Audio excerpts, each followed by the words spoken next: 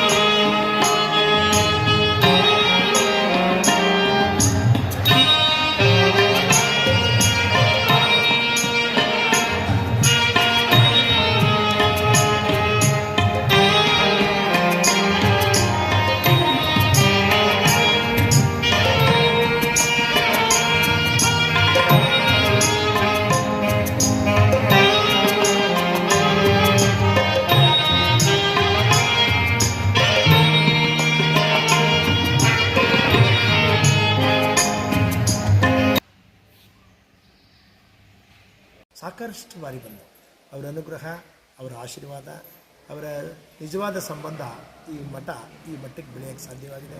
ಈ ಭಾಗದ ಸಿದ್ಧಗಂಗಾ ಸ್ವಾಮೀಜಿಗಳು, ಪೂಜ್ಯ ಡಾಕ್ಟರ್ ರಾಜೇಂದ್ರ ಮಾಸ್ವಾಮಿ, ಶಿವರಾತ್ರಿ ರಾಜೇಂದ್ರ ಮಾಸ್ವಾಮಿಗಳು, ಅವರ ಆಶ್ರಯದಾತರು, ಕನಕಪುರದ ಇಂದಿನ ಪೂಜ್ಯ ಗುರುಗಳವರು, ಮಹಾಲಿಂಗ ಸ್ವಾಮಿಗಳವರು, ಅವರ ಕಾಲದಿಂದಲೂ ಇದು ಈ ಮಠ ಈ ಭಾಗದ ಸರ್ವಾಂಗೀಣ ಪ್ರಗತಿ ಇಲ್ಲಿ ಒತ್ತಾಸೆಯಾಗಿ ನಿಂತು ಈ ಮಠ ತನ್ನದೇ ಆದ ರೀತಿ ಹೆಜ್ಜೆ ಇರ್ತಾ ಇದೆ. ಈ ಮಠ ಅಂತಂದರೆ ಈ ಮಠದ ಆಸ್ತಿ, ಮಠ 2 ಅಕ್ಷರ ಅಷ್ಟೇ. ಈ ಮಠದ ಮೂಲ ಆಸ್ತಿ ಇಲ್ಲ. ನಿಜವಾಗಿ ಮೂಲ ಆಸ್ತಿ ಸಂಕೋಚನೂ ಆಗುತ್ತೆ, ಕೆಲವು ಸಮಯ ಸಂತೋಷನೂ ಆಗುತ್ತೆ. ಈ ಮಠದ ಮೂಲ ಆಸ್ತಿ ಅಂತಂದರೆ 26 ಗುಂಟೆ ಮಾತ್ರ ಇದ್ದದ್ದು. ಇತ್ತೀಚೆಗೆ ಹೊಸದಾಗಿ ಎಲ್ಲ ಸೇರಿ ಸಹಾಯ ಸಹಕಾರ, ಅವರ ಒತ್ತಾಸೆ, ಈಗ ಒಂದು 3-4 ಎಕರೆ ಜಮೀನು ಮಠದ ಸುತ್ತಾನೇ ಆಗಿದೆ. ಆಮೇಲೆ ಸರ್ಕಾರ, ಜನಪ್ರತಿಗಳು, ಗೌರವಾನ್ವಿತರು, ಭಕ್ತಾದಿಗಳು, ಹಿತೈಷಿಗಳು, ಮೇಲಾಗಿ ಸಂಪತ್ತಿರೋರು ಸಹಾಯ ಮಾಡೋದಕ್ಕಿಂತ ಸಂಪತ್ತು ಇಲ್ಲದಿದ್ದಂಥ ತುಂಬ ಜನ ಹೃದಯವಂತರಿಗೆ ಕೈ ಜೋಡಿಸಿ ಕೆಲಸ ಮಾಡಿದ್ದಾರೆ. ಇಲ್ಲಿ ಕುವೆಂಪು ಅವರು ಹೇಳಿದ್ದು ಸರ್ವ ಜನಾಂಗದ ಶಾಂತಿಯ ತೋಟ.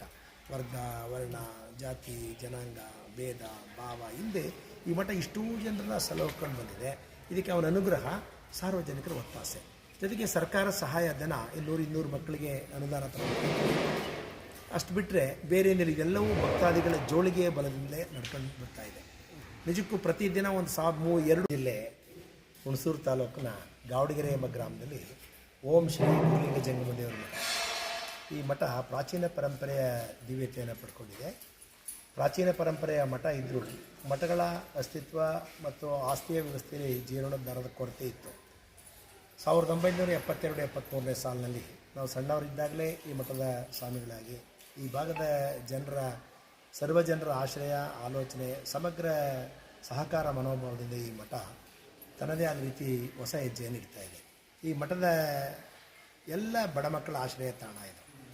ಈ ರಾಜ್ಯದ ಒಂದು 22-23 ಜಿಲ್ಲೆ ಮಕ್ಕಳು ಇಲ್ಲಿ ಆಶ್ರಯನ ಪಡ್ಕೊಂಡಿದ್ದಾರೆ. ಟೋಟಲ್ ಈಗ 600 ಮಕ್ಕಳು ಇಲ್ಲಿ ವಸತಿಯನ್ನು ಪಡ್ಕೊಂಡಿದ್ದಾರೆ.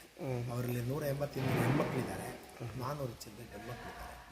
ಈ ಭಾಗದ ಎಲ್ಲ ಜನರು ತಮ್ಮದೇ ಆದ ರೀತಿ ಸಲಹೆ, ಸಹಕಾರ, ಒತ್ತಾಸೆಯನ್ನು ಕೊಟ್ಟಿದ್ದಾರೆ. ಎಲ್ಲಿವರೆಗಿದೆ ಶಿಕ್ಷಣ? ಇದು 1ರಿಂದ 10ನೇ ತರಗತಿವರೆಗೂ ಇದೆ. ಕನ್ನಡ ಮೀಡಿಯಮ್ ಇದೆ, ಇಂಗ್ಲೀಷ್ ಮೀಡಿಯಮ್ ಇದೆ, ಕೈಗಾರಿಕೆ ತರಬೇತಿ ಕೇಂದ್ರ ಇದೆ, ಸಂಸ್ಕೃತ ಪಾಠಶಾಲೆ ಇದೆ.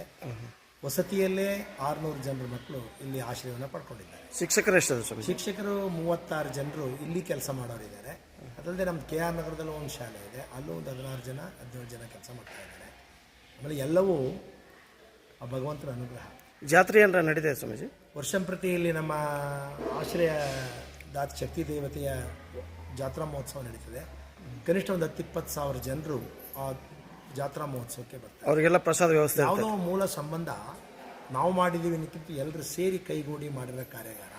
ಅಷ್ಟೋ ಜನರಿಗೆ ದಾಸೋಹ ವ್ಯವಸ್ಥೆ ಈ ಮಠದಿಂದ ಒಂದು ಹೊತ್ತಿನ ಪ್ರಸಾದ ಆಗುತ್ತೆ. ಈ ಪ್ರಸಾದದಿಂದ ಸಾವಿರಾರು ದುಡಿಯೋ ಕೈಗಳು ಕೆಲಸ ಮಾಡ್ತದೆ. ಇದೆಲ್ಲ ಅಡಿಗಲ್ಲ ಸಮಾರಂಭ ಅಂದರೆ ಪೂಜೆ ಅದು ಬೆರೆಸೋದೇ ಇಲ್ಲ ಅಂತ ದಾಸೋಹ ಆಗಬೇಕು. ದಾಸೋಹ ಆಗಬೇಕು ಅನ್ನೋದೆಲ್ಲವೂ ಹೊರಗಿನ ಭಕ್ತಾದಿಗಳ ಸಹಕಾರದಿಂದಲೇ ಆಗಬೇಕು. ಪ್ರತಿಯೊಂದು ಸಹ ಕಾಲಕ್ಕೆ ಅದೇ ಅಂತೇನು ಇಟ್ಕೊಂಡಿಲ್ಲ, ಇಲ್ಲ ಅಂತೇನು ನಿಂತೋಗಿಲ್ಲ. ಅಂತೂ ದಿನ ಬೆಳಗಿನ ಪ್ರಕ್ರಿಯೆಗಳು ಹೇಗೇಗೋ ನಡ್ಕೊಂಡು ಬಂದಿದೆ. ಅದಕ್ಕೆ ಅವನ ಅನುಗ್ರಹ, ಆಶೀರ್ವಾದ. ಬಸವಾದಿ ಪ್ರಮಥರ ಆಶ್ರಯವೇ ಈ ಮಠದ ಮೂಲ ನಾಮವೇ ಗುರು ಲಿಂಗ ಜಂಗಮ ದೇವರ ಮಠ. ಎಲ್ಲರ ಬದುಕು ಬವಣೆ ನೀಗಿಸುವ ಧೀಮಂತ ನಾಯಕ ಅವನಿದ್ದಾನೆ. ತಮ್ಮ ಹೆಸರು ಪರಿಚಯ ಹೇಳಿಲ್ಲ. ತಂದಿಕ್ಕುವ ಶಿವಂಗೆ ಬಡತನವೇ ಅನ್ನೋ ರೀತಿ ಕ್ರಿಯಾಶೀಲವಾದ ಎಲ್ಲ ಜನರ ಸಹಕಾರ ಈ ಮಠ ಈ ಭಾಗದ ಒಂದು ಹೊಸ ಹೆಜ್ಜೆಯನ್ನು ಇಡ್ತಾ ಇದೆ. ಎಲ್ಲರೂ ಪ್ರೀತಿ, ಅಭಿಮಾನ, ಗೌರವವನ್ನು ಇಟ್ಕೊಂಡಿದ್ದಾರೆ. ಅದು ದೊಡ್ಡ ಆಸ್ತಿ. ತಮ್ಮ ಹೆಸರು ಸ್ವಾಮಿ? ಶ್ರೀ ಶ್ರೀ ನಟರಾಜ ಮಹಾಸ್ವಾಮಿಗಳು. ಅವಾಗ ಹೇಳಿದ್ರು ಸ್ಟಾರ್ಟಿಂಗ್.